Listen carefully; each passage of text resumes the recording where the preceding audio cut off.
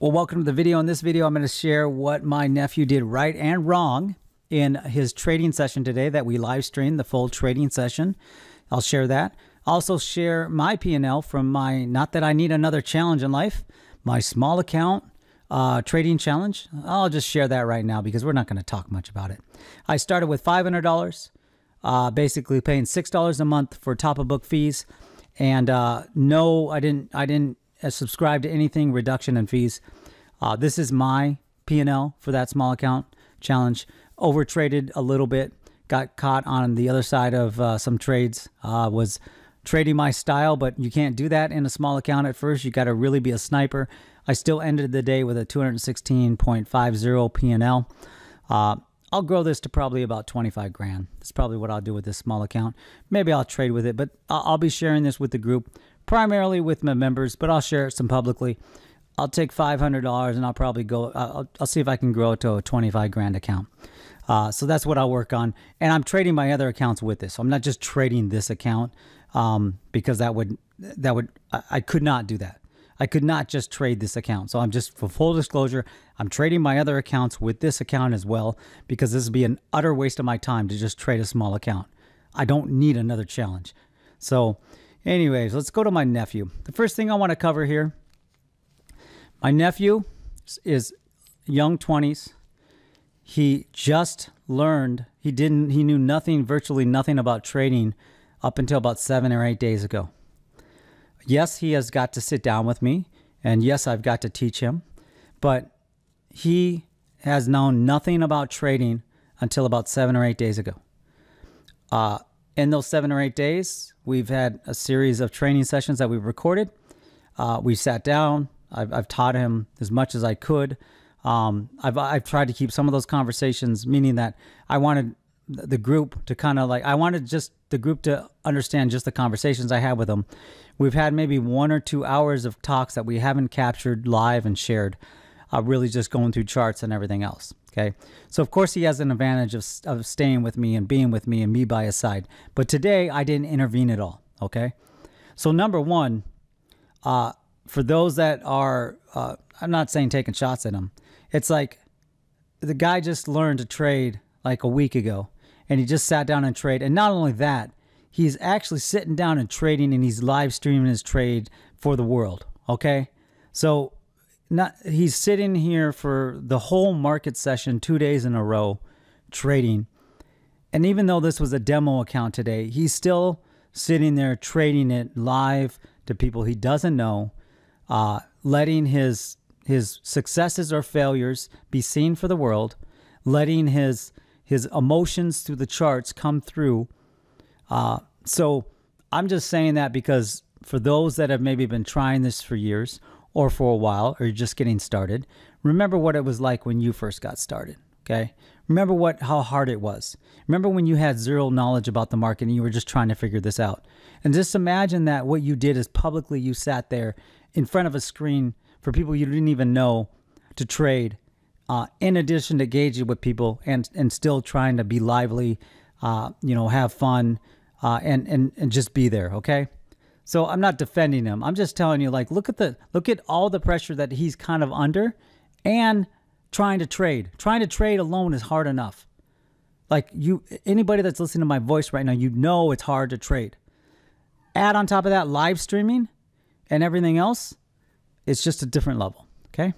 So now let's jump in and see what I see here. So let's go through his P&L. Gross P&L 119, 150. He overtraded, obviously. You can see here with a small account. Started with a $3,000 account. Ended the day at 173.10. One of the lessons he learned is like, holy crap.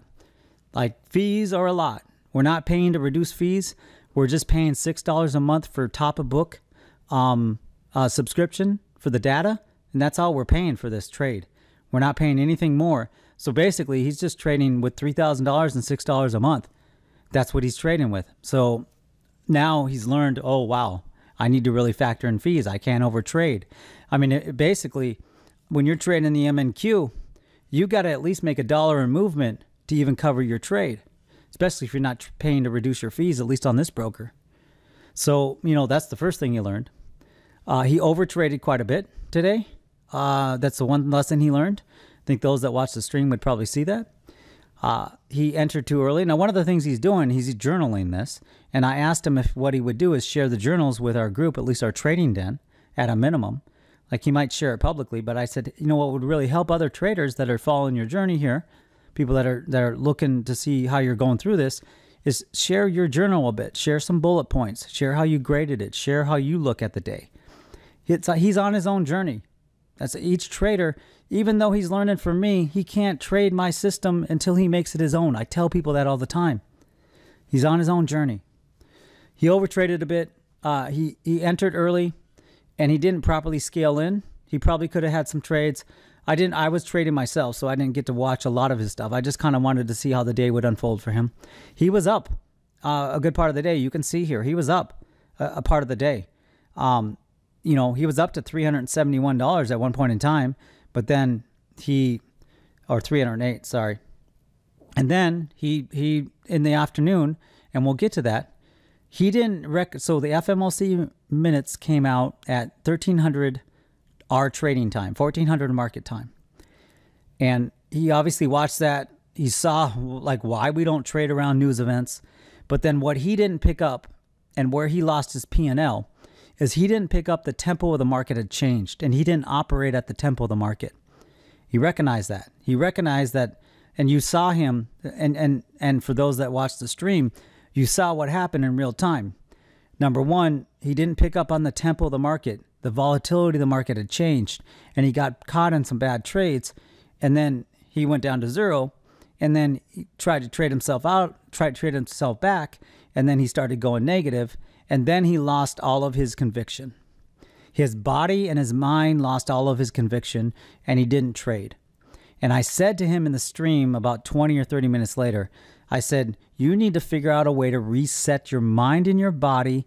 And maybe it's a 10-second routine. Maybe you get up for 30 seconds, whatever it is.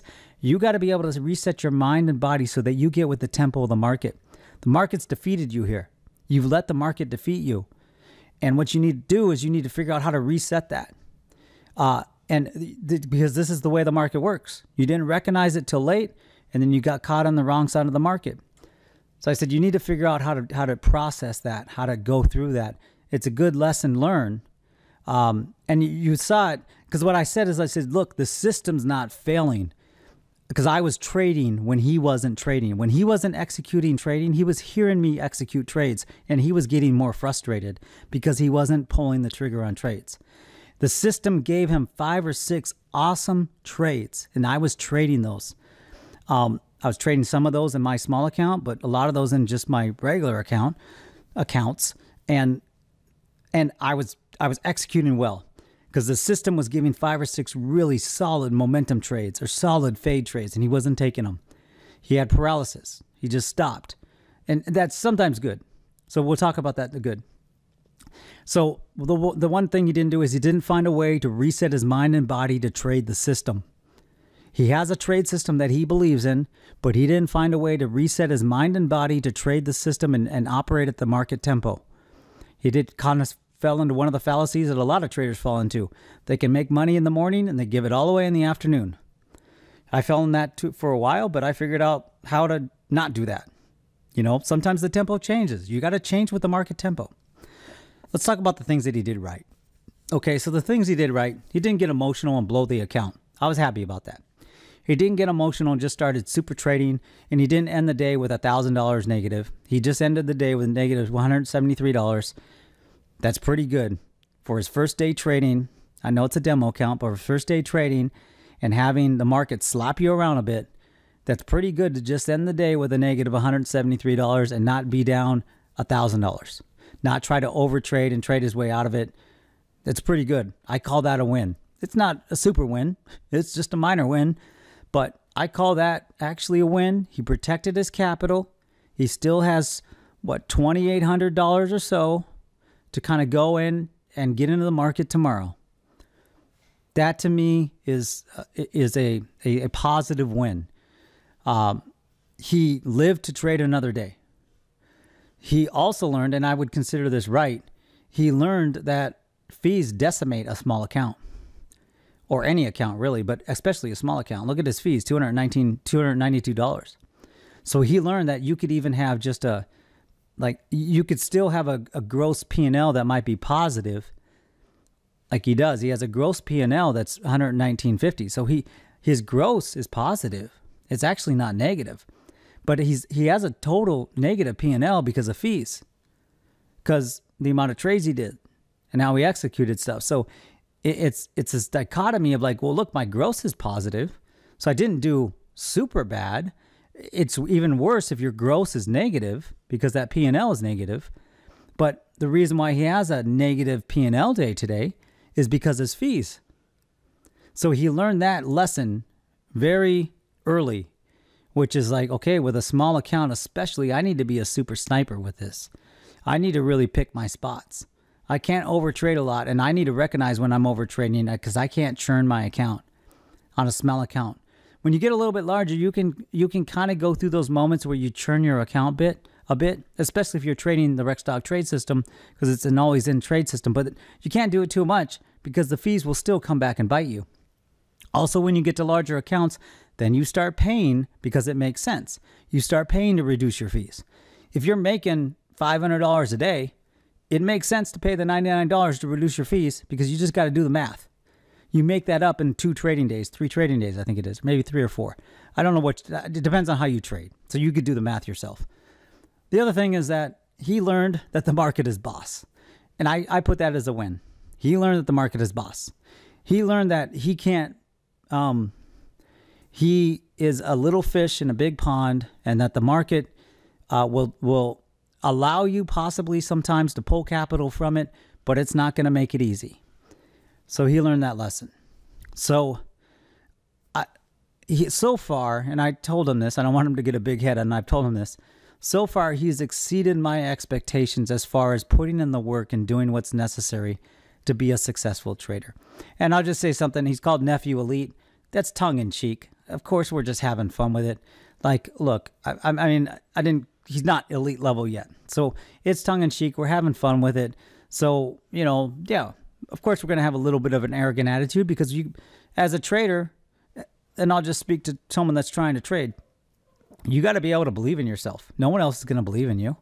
No one else in your life is going to believe that you're going to be a successful trader. So you need to be able to look in the mirror and believe in yourself and be able to go against the tide of everybody else in probably your life and everybody else out there to believe that you're going to be a successful trader. No one else is going to do that for you. No one else is going to sit there and motivate you. I'm not going to sit there and motivate you. I try. But even then, I'm not going to sit there and motivate you. I can't sit there and trade with you. You got to be able to motivate yourself and push yourself through the ups and downs, the peaks and valleys of what it takes to be a successful trader. You got to do that. It's only you. No one else. You can come into my training and you can adopt my system. But what I tell everybody, and I'll end it with this, you need to take my system and you need to make it your own. Look, it's up to you. The trading's an individual effort. No one else in your life is there might be 1 or 2 people, but no one else in your life is going to believe that you're going to be a successful trader. You need to find that within yourself. And also, why would you want to rely on someone else for your success? I never understood that. That's why I don't sell signals, because that makes no sense. Why would you want to rely on someone else's? Because they might go away. Don't you want the ability to be able to get up and do this yourself and have this ability yourself? So the answer is that, yeah, you come in my system, join my training, you benefit from my obsession with the market, you benefit from all that. But at the end of the day, you need to make it your own. Throw out the stuff you don't believe in, make it your own. And I also think that that's probably one of the reasons why people do join, because as a retail trader, it is lonely. It's just you.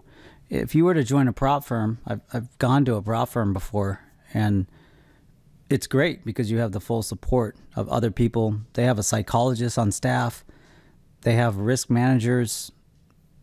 It's great. You have a couple senior traders. You're part of a team. You're with other people that are looking to do the same thing. It's a great environment, and you can really thrive in that. But if you're not looking to do that, it's up to you, really. And I think that's one of the reasons why people do join, because I'm there every day, showing up every day, trading the market. There's other traders in there. So it does help with that loneliness that you kind of feel, because you're trying to do something that probably others in your life don't understand and don't get and will never understand, even if you explain it to them. So they just have no context of what you're doing every single day and what you're learning and what you're doing. So you need to be able to self-motivate yourself to get through those peaks and valleys and to get to the other side. So I'll end with this. If you are interested, number one, send me an email. I'll share with you how to get started. You'll see a link down to Discord. Send me a DM how to get started. Like and subscribe here if you're watching this on YouTube or Rumble or somewhere else. And we will be streaming tomorrow. So I'll be streaming my trades, and then my nephew will be on the side here as well. So look forward to seeing you in the next stream. Look forward to seeing you in the next video. See you then.